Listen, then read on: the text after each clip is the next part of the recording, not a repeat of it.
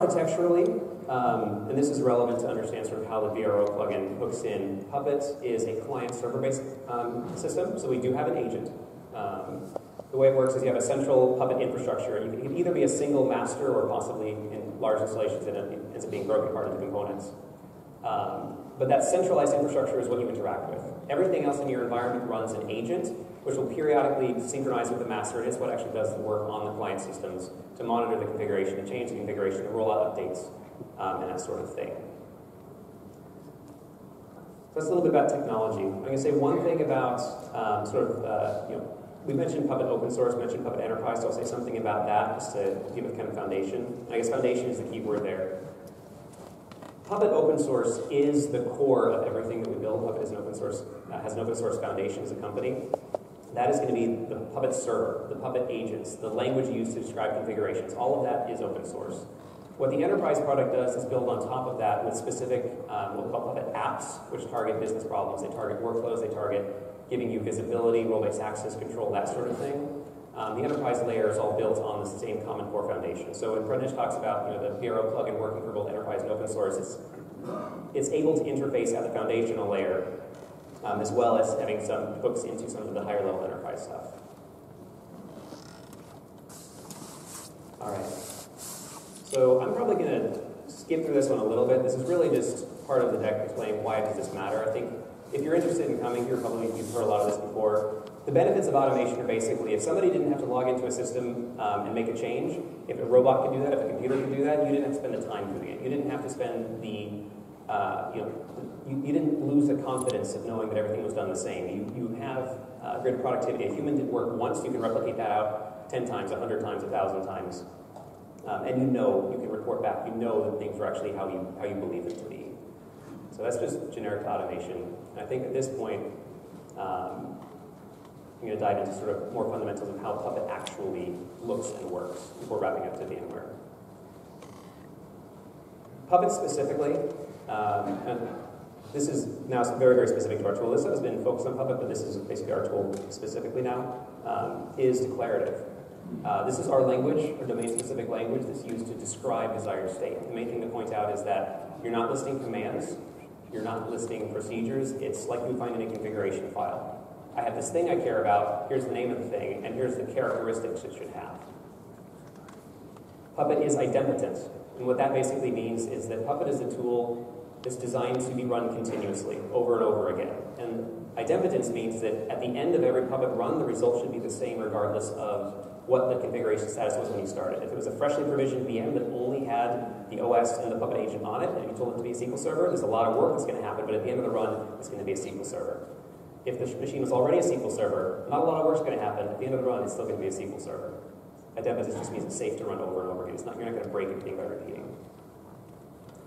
And finally, we'll kind of use this to start stepping up into the VRO plugin. Puppet has useful abstractions, which basically means Puppet is all about building abstractions from base primitives, like the definition of what it means to this SSH should have this configuration, this file, this package, this service, into higher level things, higher level applications, eventually getting to the level of saying, you know what, I want this to be a business-specific instance of a SQL server for a development stack.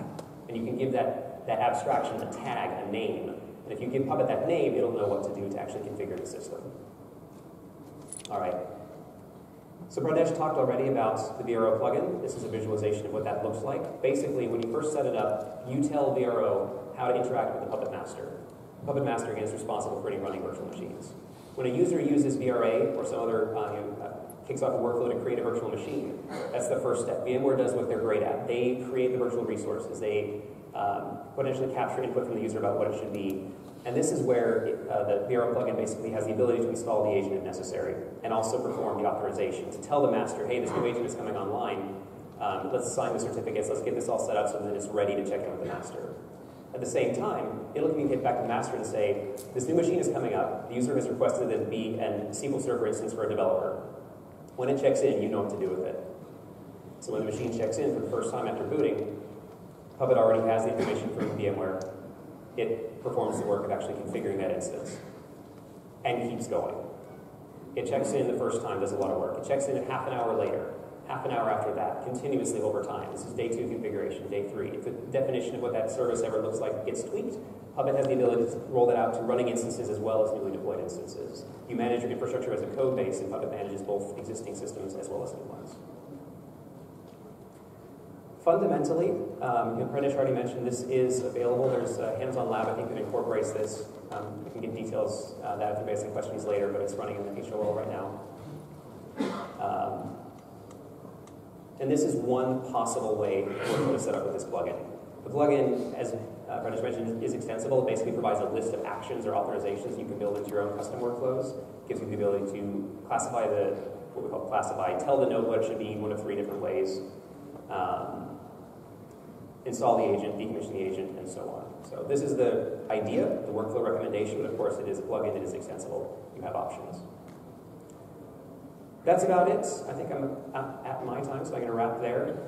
Just want to add some things on the Puppet VRO workflow side. So as I mentioned, on that role assignment use case that we are targeting. So there are multiple ways you can do node classification in Puppet, right?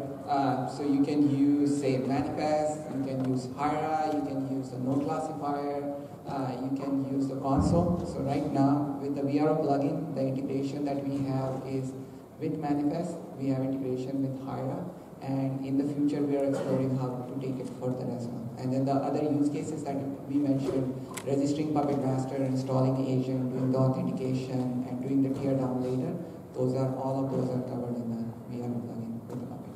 Thank you. Adam, if you can come on the stage and get started on Chef, that would be great. Thank you very much. Hello, everyone. It's such an awesome turnout. All these people is so awesome. Thank you guys for coming. Thank you, everyone, for coming. Really appreciate it. So a little bit about Chef, if you're not familiar with us. We are an open source automation tool. Our main goal is to help you automate those repetitive tasks in your infrastructure, help you automate the deployment of your applications, low risk, high confidence, so you can do it as fast as you want, as often as you want, and we provide the tools to allow you to do that. So how Chef works, very similar to Puppet, you're going to see a lot of overlap here, but we declare your intentions in what we call recipes, which are stored in cookbooks, because we really have to milk that chef analogy, right? So in the center is an example recipe for building a web server with Apache. What are the steps you need to do to build a web server? Well, I need to install the HTTP package, I need to write out a config file for Apache, and then I need to start the service and enable it so that way it comes up anytime that machine reboots. Very simple, reads like English, and then you can extend that as often as you need to with additional templates, additional resources, etc. On the right-hand side is an example of what you might do with Windows. For us, Windows is a first-class citizen. We've been working with Microsoft for the past year to really beef up this integration, but this is an example of installing IIS, ASP.NET, and then writing out the resources for spinning up an IIS pool and an IIS website. Now, once you have your recipes set up the way you want them, you store them in your revision control system right alongside your normal applications. This is true infrastructure as code. Version it, tag it, back it up. It's there for when you need it, when you need to extend your infrastructure. Those recipes get uploaded to the Chef server. We operate as a client-server model as well. The server knows 2 very important things, the current state and the desired state.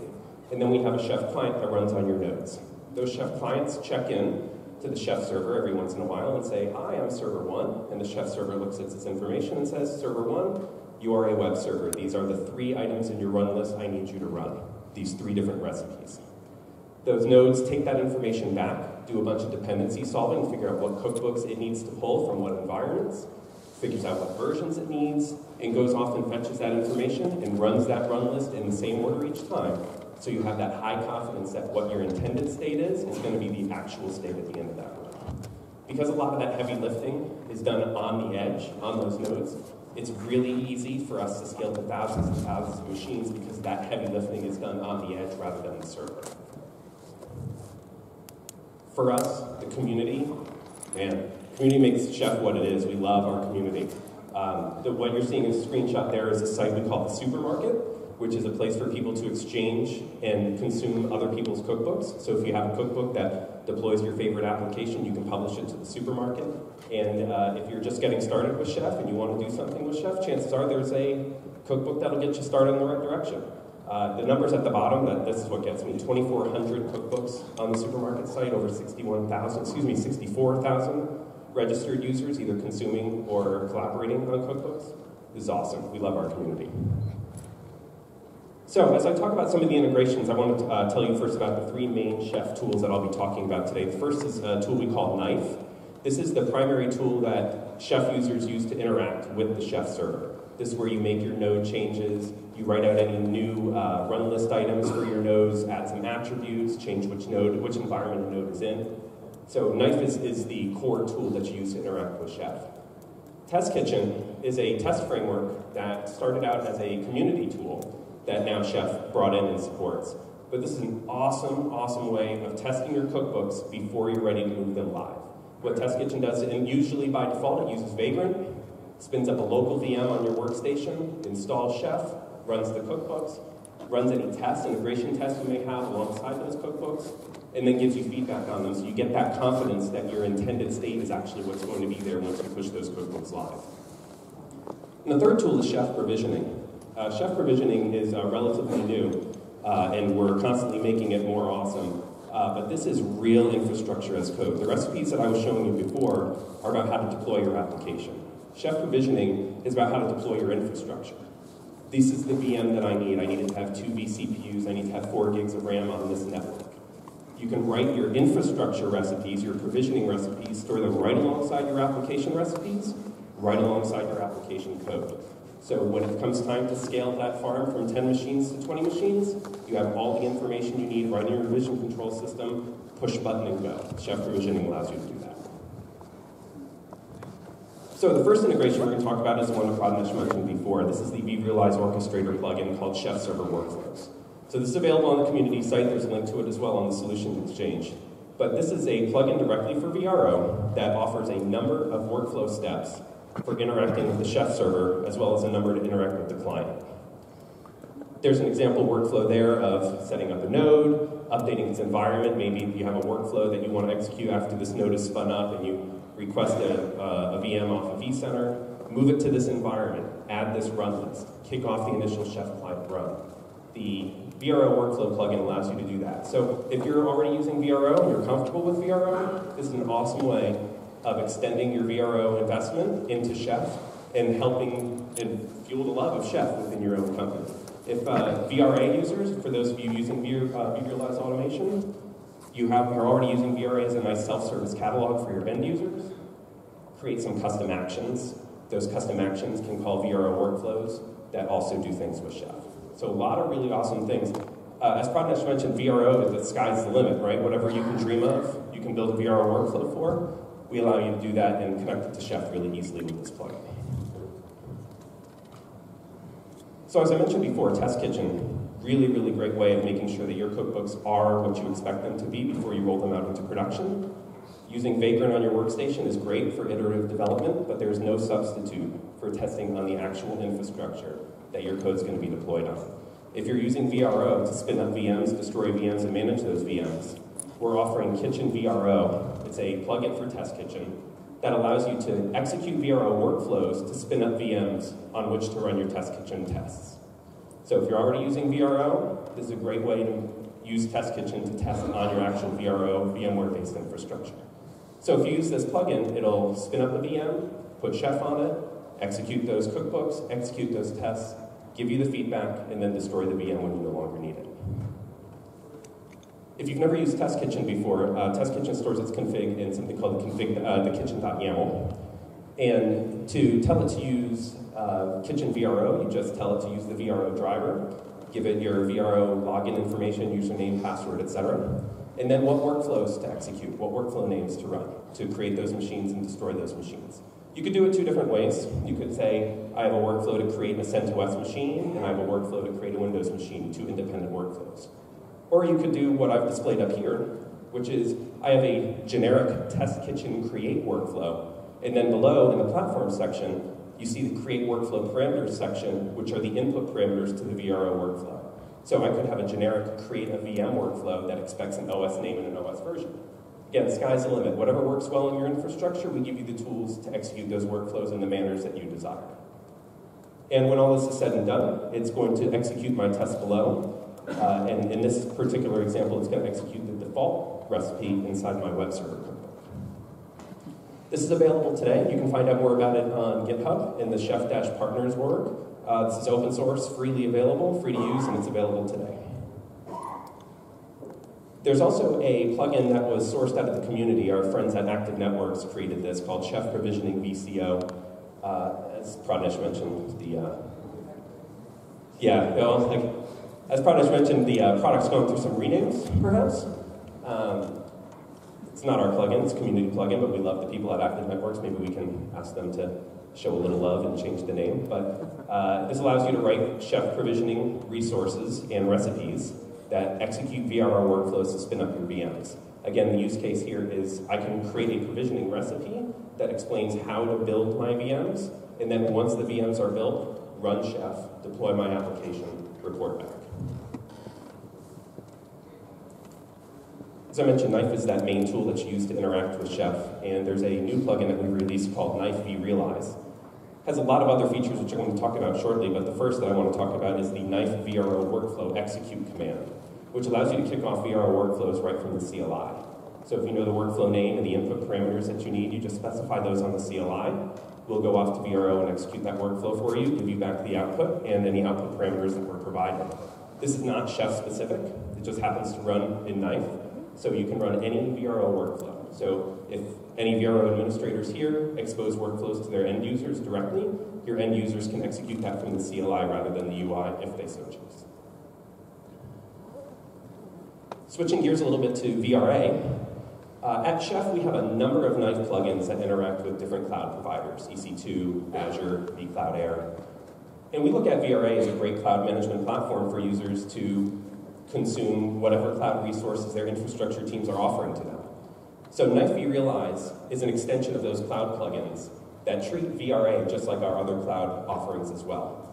So like you can with our Knife EC2 plugin, with VRA you can list which flavors of OSs you can create, in other words, what blueprint catalog items are available to you, create those machines, manage those machines, destroy them when you no longer need them. Here's some examples of how those commands look. So for example, there's a Knife VRA catalog list command that right from the CLI, it will tell you exactly the catalog items that are available to you. You can even pass in a -- entitled. It will tell you only the catalog items that you can request based on what business group you're in. Once you know which one you want to spin up, you can use the Knife VRA server create command to pass in that ID, as well as a number of other flags here that you would normally put in if you were using the VRA UI, number of CPUs, amount of memory, release dates, how many days this machine should live. And you can also pass in a run list, which is your Chef run list. In this case, I'm going to execute that default recipe out of my web server cookbook. And what Knife VRA server create will do is actually request that catalog item for you via the VRA API, put Chef on it, make sure it's healthy, execute that first Chef client run, register with the Chef server, and run that default web server recipe for you. So one command, spin up a VM, working web server at the other side. Once you've got a number of these VRA servers created, you can use the VRA server list and show commands to list that information or pull up information about an individual server, such as who the owner is, what business group it's tied back to. And then when you no longer need them, Knife VRA server delete. It'll go ahead and execute that destroy action on the VRA catalog item. And if you pass in -- purge, it will also delete it from the Chef server as well. So like the Kitchen VRO plugin, this is open source as well. It's available today, free to use. You can go find out more about it in our Chef Partners GitHub repo. And just like we did with Kitchen VRO, we have Kitchen VRA as well. So if your end users are requesting their VMs directly from VRA and wish to test on the same infrastructure that their cookbooks will be deployed on in production, Kitchen VRA will allow them to do the exact same thing Kitchen VRO does, except rather than executing a VRO workflow, it will request that VRA catalog item. The kitchen.yaml is very similar.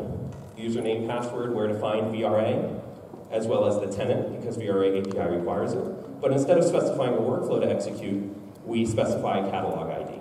So in this case, my test kitchen tests are going to test my default web server recipe on CentOS 6 and 7, and those are the catalog items in my VRA lab that spin up a CentOS 6 and CentOS 7 VM. Test Kitchen's great for that iterative development. I use it all the time to make sure my cookbooks are healthy. But I just want to plant this little seed here. We love testing. Testing your cookbooks can and probably should eventually be part of your CI, your continuous integration, continuous delivery routine. This can be a gate. Test Kitchen can be a gate for your cookbooks. Before they go live, make sure that you do a Test Kitchen run. Did it succeed? Yes. Cookbook goes live. Maybe kick off a VRO workflow, whatever the case may be in your environment. Really, really awesome use of Test Kitchen. And that gives you that high confidence that what your users are creating with their chef cookbooks is safe, exactly what you intended, before everything goes live. Like the others, Kitchen VRA is open source, available, free for use, and you can find out more about it on GitHub. And there's also a chef provisioning driver coming for VRA soon. And real quick, this isn't VRA specific, but I just want to let you know these are out there for those of you that are vCenter users. Knife vSphere is a plugin that exists for managing vCenter servers directly. So you can manage your VM data pools, data sources, resource pools, etc., all right from the CLI. This is an example command that will clone a VM based on a template, baseline it with Chef. It also supports customization specs if you have C specs that you use inside your own environment, all from the CLI without using the UI, if that happens to be your game. Knife vSphere might be for you. Check it out. There's a Chef provisioning vSphere driver. So all the same things that I've been talking about as infrastructure as code, there's a vSphere option for Chef provisioning that will go to the vCenter API, spin up your VMs exactly the way you want it, number of vCPUs, amount of RAM, what network, etc. And spin up, in this case, I'm going to spin up a machine called My Web Server 1, again with that default web server recipe on it. And as an added bonus, the Chef provisioning vSphere driver includes a Test Kitchen driver as well, so you can do all that same testing that I told you about before against vCenter directly. You can find out more about Chef provisioning vSphere. Again, our community is awesome. This came out of the community. In this case, it came from our friends at CenturyLink Cloud. You can find out more about Chef provisioning vSphere on GitHub as well, which is fully open source.